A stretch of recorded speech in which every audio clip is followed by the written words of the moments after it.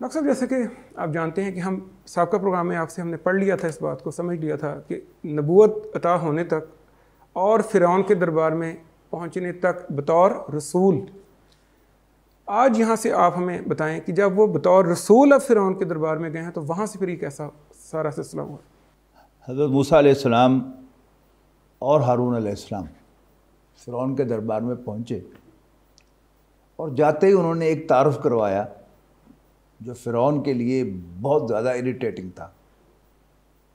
اور بڑے دربار میں فرعون کے لیے بہت بے عزتی کا باعث تھا۔ فرعون کلیم کرتا تھا کہ میں سب سے بڑا لارڈ ہوں،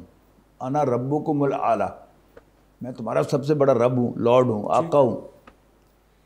اور موسیٰ اور ہارون علیہ السلام نے جا کر تعارف کروایا انا رسولا ربک، ہم دونوں تیرے رب کی طرف سے، تیرے آقا کی طرف سے بھیجے گئے ہیں۔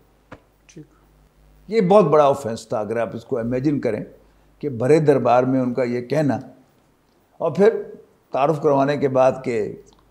کون ہے تمہارا رب، تو تقریر شروع کر دی موسیٰ علیہ السلام نے کہ وہ جو زمین آسمان کا مالک ہے، اس نے بنایا ہے اور سب کچھ اسی کا بنایا ہوا ہے۔ تو اور ساتھ ہی انہوں نے فرعون سے کہہ دیا کہ ارسل معنا بنی اسرائیل، ہمارے ساتھ بنی اسرائیل کو بھیج دو، یعنی بنی اسرائیل کو آزاد کر دو جن کو تو نے اپنی غلامی میں جکڑا ہوا۔ ٹھیک ہے۔ اب وہ فرعون پہلی ہی نشست میں سمجھ گیا کہ یہ اللہ کی طرف سے آئے ہیں۔ پھر اس نے کہا کوئی، یعنی حضرت موسیٰ علیہ السلام نے یعنی وہ درباریوں کی طرف رخ کر کے یعنی کچھ نہ کچھ جو ہے وہ بیچ بیچ میں سے کہتا تھا، اور موسیٰ علیہ السلام نے اپنی تقریر جاری رکھی۔ اس نے بڑے ٹرکی کویسچن پوچھے، مثلا اچھا تم ہمیں تو خبردار کرنے کے لیے آ گئے ہو، وما بعض القرون الاولی، ہماری پہلی نسلوں کا کیا بنے گا؟ تو حضرت موسیٰ علیہ السلام بھی بہرحال اللہ کے نبی تھے، اس سے زیادہ انٹیلیجنٹ جواب دیا، علمھا عند ربی فی کتاب لا یضل ربی ولا ینسیٰ،